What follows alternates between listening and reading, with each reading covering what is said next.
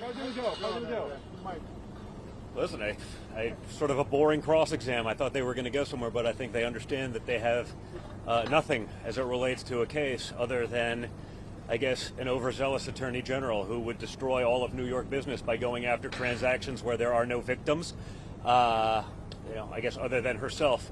But you guys have got to think about the precedent that this case sets. If an attorney general can, years later, after all parties of transactions are paid back in full, with interest, making hundreds of millions of dollars, where they have no complaint, where they said they wouldn't have done anything differently, where every witness, as it relates to my brother and I, every witness that the Attorney General has called have said that my brother and I were not involved in the statement of financial condition. That even includes their star witness, the perjurer-in-chief, Michael Cohen, who's perjured himself probably more times than any human being I can think of. Even he said, perhaps the one time he was actually telling the truth in all of this, that my brother and I had nothing to do with it, but it doesn't matter because it's a witch hunt. It always has been. But the precedent that it sets for New York business, if you don't perhaps donate to Letitia James' re-election campaign, I too will go after your billion-dollar transactions. It's ripe for extortion and corruption, but, that's what you get from the Democrat Party in New York these days, it seems. So it's a scary precedent. I don't know how anyone could do business in this city with that. Anyone you speak to who's actually in banking, who's actually in real estate, understands that. But again, they don't want to put themselves in the crosshairs, so perhaps they'll be silent. So it's a disgrace that this is happening right now, but I think we'll make our points, we'll make our case, and we'll go on from there. So you guys have a great day. Thank you. No, listen, I got to find out about my aunt passing away. As I pulled up here this morning, I found out, my aunt passed away.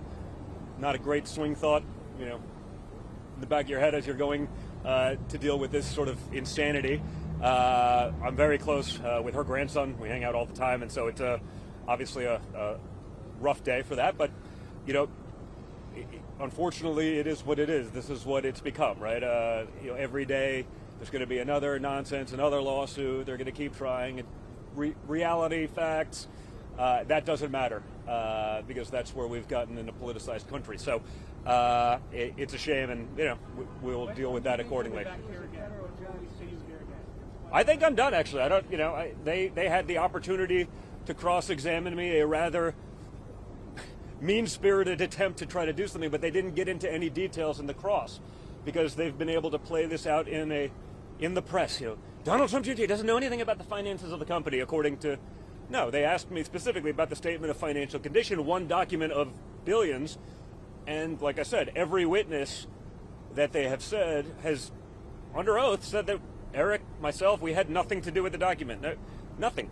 Even Cohen, like I said. But that is the basis for why we are apparently already guilty of fraud, having never even heard from us at that point before ever hearing from these witnesses.